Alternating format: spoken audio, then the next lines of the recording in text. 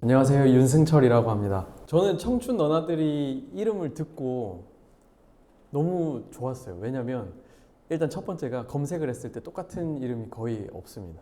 그리고 두 번째가 그 의미가 너무 좋았고, 세 번 정도 얘기를 하면 입에 좀 달라붙더라고요. 그런 게 너무 좋았는데, 저도 실제 이 공간은 처음 와봤지만 너무나도 또 많이 들었었고, 또 와보니까 너무 편한 느낌이 듭니다. 또 오고 싶은 느낌이 드는데, 제가 오늘 무슨 이야기를 하면 좋을까 고민을 하다가, 저도 좀 말하기가 제 이야기라서 좀 쉽고, 들으시는 분들도 그냥 편하게 들으면 어떨까라는 생각에 제가 경험했던 이야기를 한번 해볼까 합니다. 그 경험했던 이야기의 핵심은 제가 사막에 가고 무인도에 갔던 이야기인데, 여기는 좀 거창하게 지었습니다. 하지만 그냥 저랑 같이 사막과 무인도에 떠난다라고 생각하고 들어주시면 좋을 것 같아요. 제가 이야기를 시작하기 전에 저 사람 도대체 누구야? 라고 생각하실 수도 있을 것 같아서, 제가 봐도 제가 아닌 것 같은 사진입니다. 윤승철이라고 하고, 조금 전에 제가 사막 이야기 한다 했잖아요. 사막 마라톤이라는 걸 했었는데, 세계 최연소로 사막 마라톤 그랜드 슬램을 달성을 했었습니다. 그리고 실크로드라는 이런 실크로드 길을 걸어서, 낙타를 타고 차를 타고 걸어서 또 기차를 타고 횡단을 하기도 했었고, 요즘은 우리나라나 해외에 있는 섬이나 무인도에 가서 여러 가지 프로그램들도 운영을 하고 있었습니다. 여기는 제가 받았던 상이고, 밑에는 제가 썼던 책들이고, 간단하게 이렇게 제 소개를 하고 넘어가고요. 사실 그 전에 뭐 TV나 강연 프로그램에 나온 적이 있었지만 이런 것들 다 부끄럽기 때문에 빨리 넘어가겠습니다. 이건 무슨 무인도 생존 다큐입니다. 이건 다 넘어가고요. 제가 오늘 사막 마라톤 이야기를 한다고 처음에 말씀을 드렸는데, 이 숫자들이 사막 마라톤을 설명할 수 있는 숫자들입니다. 혹시 사막 마라톤을 들어보신 분 있으실까요? 사막 마라톤 들어보신 분? 한 분 정도 계시네요. 처음 들으시는 분들도 아마 그냥 느낌은 올 겁니다. 사막에서 마라톤을 하는 거고요. 보통 마라톤이 42.195km면 이 사막 마라톤은 6박 7일 동안 250km를 달립니다. 한 번 대회 열리면 40개 나라에서 130명 정도가 같이, 여러 전 세계 사람들이 같이 뛰고요. 25, 이건 무슨 의미일까요?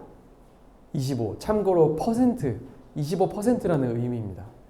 제가 가끔씩 이렇게 물어보면 어떤 분들은 뭐 성공한 사람 퍼센트요, 실패한 사람 퍼센트요, 또 어떤 분들은 뭐 죽은 사람, 사망자 퍼센트요 라고 하는데, 그 정도 극한은 아니고요. 4명 중에 1명이 여자 선수였습니다.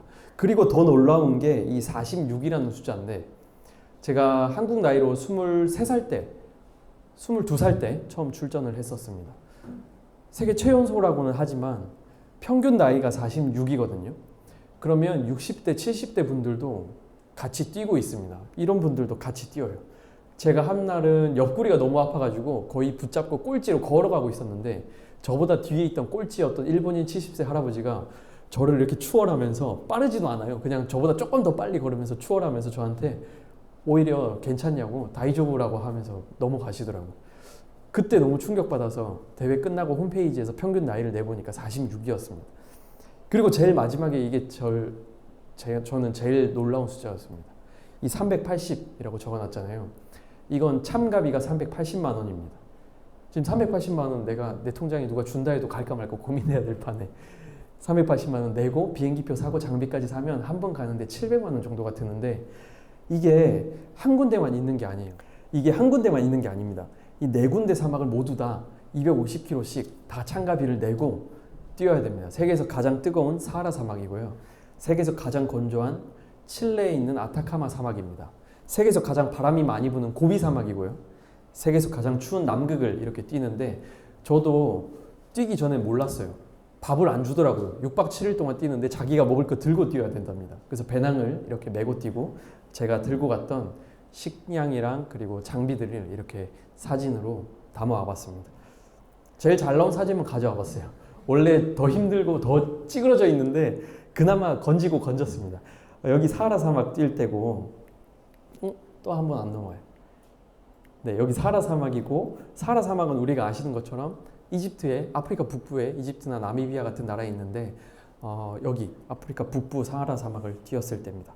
그리고 그 뒤에가 아타카마 사막이고 또 그 옆에는 고비 사막입니다. 이 사진 어떤 또 가끔씩 학생들한테 보여드리면 형 여기 다리 빠졌는데 다리 빠질 것 같은데 짧아서 진짜 빠져서 나오기 힘들었던 적이 여기 고비 사막입니다. 남극도 이렇게 갔었는데 제가 뭐 실크로드 가고 히말라야도 갔었고 또 뭐 사막 마라톤 하고 무인도 다닌다고 하면 보통은 원래 운동을 잘했겠다라고 생각하시겠지만 제가 중학교 2학년일 때 학교에서 뛰어놀다가 유리가 깨진 걸 못 보고 밟고 넘어지면서 왼쪽 발 정강이뼈가 완전히 부러졌던 적이 있었습니다. 그리고 발목이 다 돌아가면서 뼈가 으스러졌습니다. 이때 제가 태어나서 2번 기절해 봤거든요. 넘어지자마자 첫 번째로 기절했습니다. 그리고 눈을 뜨니까 병실에 제가 누워 있는데 병실이 어디였냐면 대학병원의 응급실에 엑스레이를 찍는 차가운 그 철판 유리판 같은데 제가 누워 있는데 등이 차가워서 계속 누워 있는 채로 했어요. 그래서 왼쪽을 봤습니다. 그러니까 의사 선생님 한 분이 그냥 의사 1이라고 할게요. 의사 1이 제 왼쪽 팔 못 움직이게 꽉 누르고 잡고 있어요. 그래서 오른쪽이니까 의사 2가 꼭 못 움직이게 잡고 있어요. 붙잡혀 있었는데 의사 3이 와가지고 저한테 마취할 시간이 없이 바로 뼈를 맞춰야 된다. 마취도 안 하고 부러진 정강이뼈랑 으스러진 발목뼈를 맞추는데 제가 태어나서 2번 기절했다 했잖아요. 이때 바로 2번째 기절했습니다. 그리고 다시 눈 떴을 때가 병실에 제가 다리 올리고 누워 있었고 저한테 마취 안 하고 뼈 맞췄던 그 악마 같은 의사 3이 오셔가지고 안 좋은 소식이 2개가 있다. 뭐부터 듣고 싶냐. 생각해보니까 하나는 좋고 하나는 안 좋아야 제가 선택을 하는데 아무거나 얘기해주세요. 더 안 좋은 것부터 얘기해주세요. 첫 번째가 너무 심하게 다쳐서 언제 걸을 수 있을지 뛸 수 있을지 장담을 못하겠다. 그게 첫 번째였습니다. 2번째가 왼쪽 발 다치면서 무릎에 성장판을 같이 다쳐서 더 이상 키가 안 큰다. 이게 2번째였습니다. 그래서 제가 바로 여쭤봤어요. 오른쪽 발은 안 다쳤는데 그럼 오른쪽은 계속 크나요? 아니면 같이 멈추나요? 오른쪽, 왼쪽, 무릎, 발목, 성장판이 각각 따로 있기 때문에 얘는 안 다쳤지 않냐. 얘는 그래서 계속 큰다. 걱정하지 마라. 그러는 거예요. 근데 그게 더 걱정할 거리잖아요. 짝짝이니까. 근데 그렇게 말했던 이유가 이어서 설명을 해주시더라고요. 키를 크게 하는, 성장을 촉진시키는 호르몬 주사가 있지만 반면에 키를 멈추게 하는 주사가 있다. 라고 해서 제가 그때 주사를 맞았습니다. 중학교 2학년 때 키예요. 171.8. 지금 171.8입니다. 그때 안 다쳤으면 지금 한 2m 8cm 정도 되지 않았을까 저 혼자 생각을 합니다. 병원에 오래 있었어요. 98kg였습니다. 퇴원하고 나니까 7달 만에 30kg가 넘게 쪄 있더라고요. 병원에 있으면서 평발이라는 것도 이때 알았고 하지정맥이 있다는 것도 이때 알게 됐습니다. 그래서 중학교 2학년 때 15살 때 다리를 다치고 여러 가지를 한 번에 알고 난 다음에 20살 때 대학교 1학년이 될 때까지 5년 동안 1시간 이상 걷거나 운동하거나 중3, 고1, 고2, 고3 체육 시간에 뛰어나가서 체육 활동하거나 실기시험 본 적이 없었습니다. 그런데 20살 때 이제 이 사진 한 장을 본 거예요. 너무 멋있었습니다. 누가 사막을 뛰고 있는 사진을 인터넷에 검색하다가 봤는데 왜 사막을 뛰고 있지? 너무 멋있다. 클릭하니까 사막 마라톤 출전해서 뛰고 있습니다. 250km? 나 250km 완주할 자신이 없는데 체육 활동도 못했는데 대신 내가 재활 치료 받아서 10km만이라도 뛰어보고 싶다 라는 생각이 들어서 다친 지 5년 만에 처음으로 재활 치료를 받으러 병원에 갔습니다. 3년 반 정도 재활 치료를 받으니까 갈 수 있겠다는 생각이 들더라고요. 완주는 못하더라도 10km는 내가 갈 수 있겠다. 근데 또 하나 문제가 있었습니다. 그게 뭐였냐면 참가비가 문제였습니다. 물론 참가비 전에 체력적인 부분이 많이 걱정이 됐죠. 다리 물집 많이 잡혀서 이렇게 됩니다. 발톱 다 들리는데 사실은 저는 완주가 목표가 아니었기 때문에 그래도 그냥 마음을 가볍게 하고 출전을 한 거죠. 근데 그 이후의 문제가 참가비를 마련하는 게 문제입니다. 380만 원 참가비잖아요. 장비 사고 비행기표 사면 한 번 가는데 700만 원. 작게 잡아도 4군데 가면 2,800만 원입니다. 돈이 없잖아요. 그래서 돈을 마련하려고 물론 아르바이트도 열심히 했지만 제안서란 걸 썼습니다. 저 이런 학생이고 이런 꿈이 있고 이런 목표가 있습니다. 사막 마라톤 대회 나가고 싶습니다. 그 대회는 이런 대회입니다. 저 참가비를 후원해 주세요. 그러면 제가 회사를 홍보해 드리겠습니다. 회사 현수막 만들어서 사하라 사막 꼬린 지점이 피라미드가 있는 곳이었거든요. 피라미드 앞에서 사진 찍어서 보내드릴게요. 회사 로고로 패치 만들어서 달고 띄고 사진 보내드리겠습니다. 제안서를 썼습니다. 100군데 회사만 보내보자. 검색했습니다. 우리나라 100대 기업, 작지만 강한 기업, 우수 중소기업, 저평가된 우리 기업, 지방 강소기업 100군데 회사를 추려서 제안서를 보냈고 제가 다녔던 학교들, 다니고 있던 그 당시 대학교, 졸업했던 고등학교 선배님들을 찾아가거나 편지를 써서 후배가 한다면 좀 도와주지 않을까. 학교에서 만들었던 신문이나 잡지 보면 잘된 선배들 인터뷰했던 코너가 있었거든요.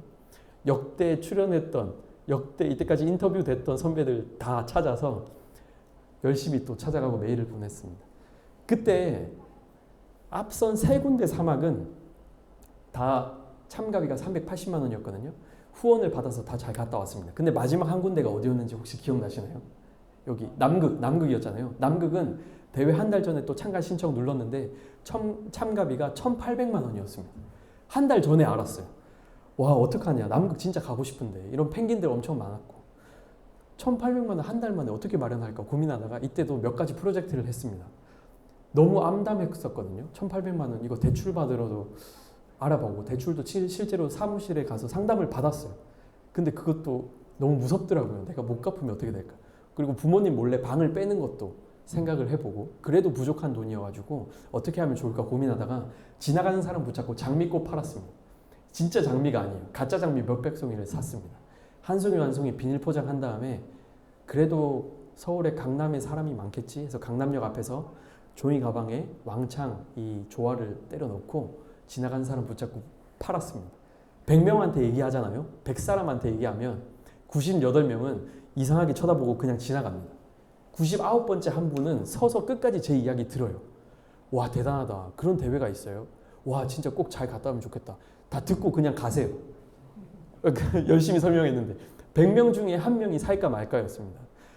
너무 힘이 빠지는 거예요. 근데 그때 제가 포기를 못했던 게 30대 초반의 남자 직장인분 한 분이 5만 원짜리 2장 10만 원 저한테 주면서 내가 그 나이 때 하고 싶은 게 있었는데 나 그걸 못하고 이미 일을 시작해버렸다. 내가 일을 그만두고 그 일을 다시 할 용기와 자신감은 없는데 나 대신 그 나이 때 꼭 하고 싶은 걸 이뤘으면 좋겠다. 큰 돈 아니지만 무사히 갔다 와서 꼭 연락 주면 좋겠다. 그런 분들이 중간중간에 계셨습니다. 그래서 3일 동안 380만 원어치를 팔았어요. 이거 380만 원어치 팔았잖아요. 한 송이에 얼마에 팔았을까요? 혹시 제가 맞추는 분에게 선물을 따로 하나 드리겠습니다. 한 송이에 얼마에 팔았을까요? 3일 동안 380만 원어치. 얼마에 팔았을까요? 대략. 대충. 만원. 아닙니다. 10만 원. 아니에요. 5만 원도 아닙니다. 이때 이렇게 팔았습니다. 저도 얼마에 팔지 고민을 많이 하다가 붙잡았어요. 저 이런 학생이고 아까처럼 이런 꿈이 있는 청년입니다. 제 꿈의 가격이 장미꽃을 사주세요. 가격 제한이 없습니다. 근데 그렇게 팔아도 100명 중에 한 분이 살까 말까였습니다. 동시에 온라인 펀딩 사이트를 하나 만들었어요. 이거 제가 캡처했을 때 389만 원이 모였고 91분이 저를 후원해 주셨을 때 제가 캡처를 했었는데 결과적으로 2천만 원 넘게 모았습니다. 이때 많은 분들이 후원을 해주셨는데 나중에 저한테 얘기를 하시더라고요. 내가 후원을 했던 이유는 네가 여기 밑에 적어놨던 이 6가지 공약이 너무 재밌어서 내 마음이 움직일 수밖에 없었다라고 하셨습니다. 제가 이렇게 적어놨어요. 저를 후원해 주시면 제가 나중에 뭐 따로 인사드리겠습니다. 이거는 뭐 당연한 거지만 그 외에 6가지 그게 뭐였냐면요. 첫 번째가 작고 투명한 유리병에 사하라 사막 모래 하나, 남극 빙하를 하나 담아서 세상에 하나밖에 없는 기념품을 드리겠습니다. 이게 첫 번째였습니다. 세상에 정말 이 후원을 해야만 받을 수 있는 공약이었었던 거죠. 두 번째는 저 후원해 주실 때 진짜 보기만 해도 짜증나는 물건 그런 거 있잖아요. 집에 있는 거 저희 집에 보내주세요. 그럼 제가 그거 들고 사막을 뛰다가 양지바른 곳이 나타나면 땅을 파서 묻어서 기억을 완전히 잊혀주고 오겠습니다. 이때 뭐 중간고사, 기말고사 성적표 학생들한테 많이 받았을 거예요. 모의고사 성적표, 헤어진 남자친구, 여자친구 편지, 반지, 사진 엄청 많이 받았습니다. 어떤 고3 친구는 자기 수능 수험표 저한테 주면서 묻어달라고 해요. 말렸습니다. 가지고 있으라. 인생에 한 번뿐인 그 수험표 가지고 있으라. 추억이다. 형 진짜 망쳤고 꼴도 보기 싫고 내년에 하나 더 생길 묻어주세요. 재수한다고? 그 정도면 내가 묻어주겠다. 묻어주고 왔더니 저한테 엄청 뭐라 해요. 형 좀 적극적으로 말리지. 수험표가 없어서 수험생 할인 혜택을 하나도 못 받고 있대. 그랬던 친구도 있었습니다. 세 번째 공약은 제가 엽서를 하나 만들었어요. 뒷면에 후원자분 한 분 한 분에게 감사 편지를 쓰고 동시에 남극에서 펭귄들이 막 쫓아오거든요. 펭귄이랑 같이 셀카로 동영상 편지를 한 분 한 분에게 찍었습니다. 한 사람당 2, 30초 정도밖에 안 돼요. 누구누구님 덕분에 이렇게 남극에서 펭귄이랑 같이 뛰고 있습니다. 감사합니다. 펭귄 사진도 보여드리고 이 남극 풍경도 보여드리면 한 분 찍는데 2, 30초 정도밖에 안 되는데 그 영상을 QR코드로 출력했습니다. 그래서 펭귄 우표 옆에 붙여서 남극에서 보내드리면 받는 사람이 사진과 글과 영상을 같이 볼 수 있지 않을까. 세 번째였고요. 네 번째가 후원자분 성함으로 명찰을 만들어서 감사한 마음을 잊지 않고 달리겠습니다. 개성지대는 신발가게 사장님이 내 이름 대신 가게 이름으로 해달라. 열정감자 감자튀김하고 맥주 파는 가게 사장님이 우리 가게 이름으로 해달라. 계대학원사도 논문 인쇄 사장님이 가게 이름으로 해달라. 어떤 분은 하세용님은 이 회사는 무슨 회사냐, 동기부여 회사인가요? 물어보시는데 하세용 원래 그냥 성함이 하세용님이십니다. 다섯 번째 공약은 후원자분 성함으로 나무를 사막에 심어드려서 사막화나 미세먼지에 방지하는 데 의미 있는 후원입니다. 그리고 여섯 번째는 갔다 와서 제가 사진전을 열면 VIP 초청을 하겠습니다. 별로 내용이 없어요. 제가 사진전 열어봤자 어디서 열겠어요. 작게 그냥 열면 내용이 별로 없지만 하나라도 공약이 많아 보이기 위해서 제가 좀 짝수로 끝나야 마음이 편안하거든요. 억지로 끼워 넣어서 이 6가지로 많은 분들이 내가 마음이 움직였다라고 하고 좀 많이 도와주셨습니다. 무인도에 제가 요즘은 우리나라나 해외에 있는 무인도에 가는데 여기는 미크로네시아에 있는 무인도입니다. 한 3년 전에 갔다 왔어요. 진짜 무인도라는 공간은 좀 상상을 자극하는 공간인 것 같습니다. 한 번쯤 가보고 싶다는 생각이 있는데 저도 그런 생각은 그냥 스쳐 지나가면서만 하다가 부루마블 동생이랑 하다가 진짜 부루마블의 무인도에 걸렸는데 궁금해진 거예요. 3턴을 쉬어야 되잖아요. 3번 쉬면서 진짜 무인도가 있을까 해서 검색을 막 해봤습니다. 그러니까 무인도가 실제로 우리나라에 있을까요? 우리나라에 무인도가? 있죠. 몇 개 정도 있을까요? 대략. 가장 비슷하게 맞추는 분에게 제가 나중에 책을 한 권 선물 드리겠습니다. 3,000개? 와, 우리나라에 3,000개. 또 다른 50개. 힌트를 먼저 드릴까요? 우리나라의 섬 개수가 세계에서 4번째로 많습니다. 첫 번째 인도네시아, 두 번째 필리핀, 세 번째 일본, 우리가 4번째고요. 유인도, 무인도 합치면 3,400개 정도 섬이 있습니다. 그 중에 우리나라에 있는 무인도의 개수는 3,400개 중에 2,876개입니다. 거의 맞추셨습니다. 상 회장님 이렇게 근접하게 초근접으로 맞추신 건 처음 봤습니다. 대단하십니다. 역시 3,000개 정도 무인도가 있어요. 제가 그걸 보고 깜짝 놀랐습니다. 우리나라에도 이렇게 무인도가 많구나. 무인도에 가면 뭐 배에서 이렇게 밑에 많은 물고기들을 보면 이렇게 낚시를 해서 잡기도 하고 잡은 거는 그냥 이렇게 회를 먹기도 합니다.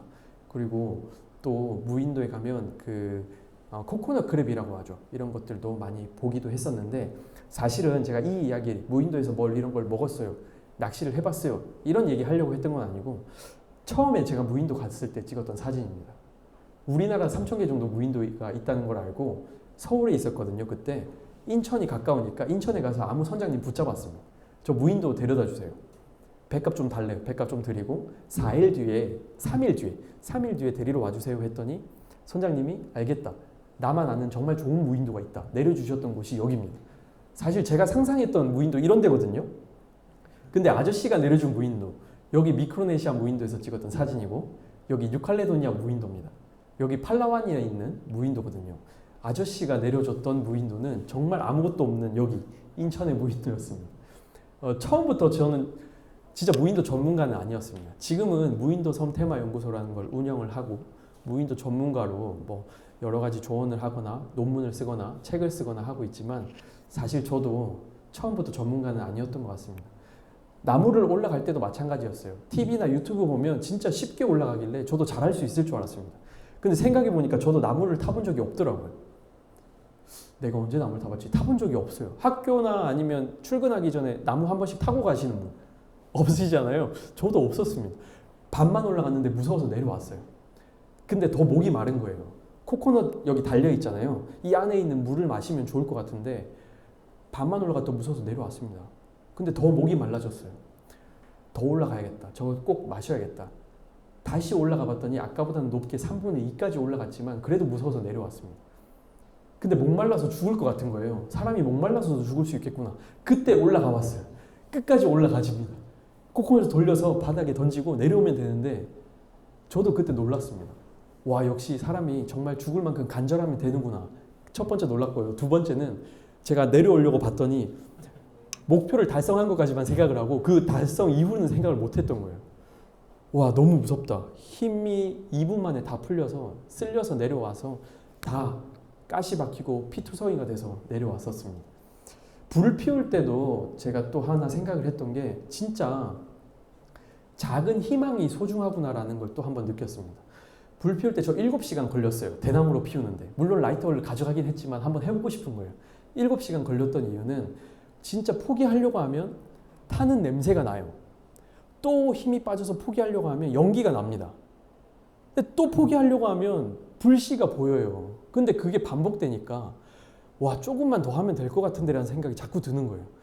우리도 예를 들면 학교 다닐 때 아무리 공부해도 성적이 안 나오는 과목은 그냥 좀 포기하고 싶다는 생각이 들잖아요. 근데 공부한 만큼 오른다.